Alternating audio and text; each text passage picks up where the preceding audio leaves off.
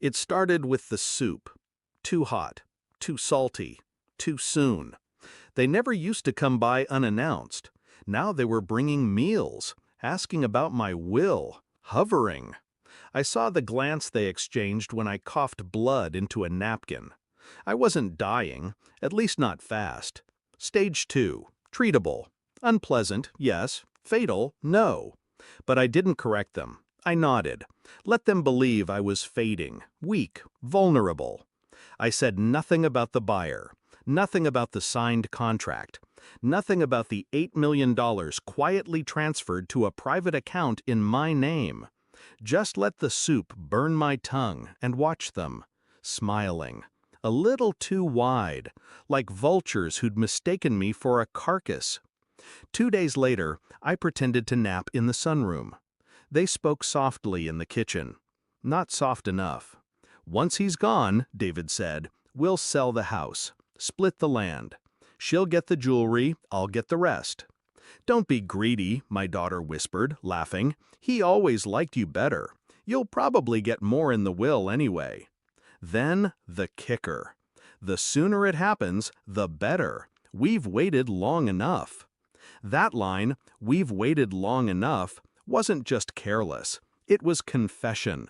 I thought of the times I helped them, paid their rent, co-signed on their second car, watched their kids, watched them.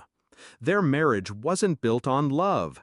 It was scaffolding, propped up by expectation, nailed together with entitlement. I sat quietly as they talked about me like I was a houseplant they were tired of watering. Then I went to my study and took out the second phone, the one they didn't know I kept. I started with the medicine cabinet, traced every pill, every refill. They'd swapped one of my prescriptions, a sedative instead of blood pressure meds. Smart, subtle, eventually lethal. I kept every bottle, took photos, documented it all. Next, I checked the bank activity. Found small transfers from my card to unfamiliar vendors, nursing services, invoices for things I never ordered. Then the backdoor account they'd set up in my name. Forgery, mostly. Sloppy. David wasn't as clever as he thought. His laptop synced with the house Wi-Fi. Every keystroke, cached. Every password, visible. They planned to move me to a private care facility in 2 weeks. Sell the house, liquidate everything they thought I still owned. They didn't know about the sale, didn't know the house had already been transferred, didn't know I'd set up an irrevocable trust 2 months ago and appointed someone else as trustee. I wasn't dying, but something in me had already gone cold. I waited for the right moment. Sunday lunch, my favorite. Roast beef, undercooked. Wine I never drank. David poured it anyway. Let's make a toast, my daughter said, touching her glass to mine. To family and peace. I nodded. Then I handed her the envelope. Heavy, thick, sealed in wax.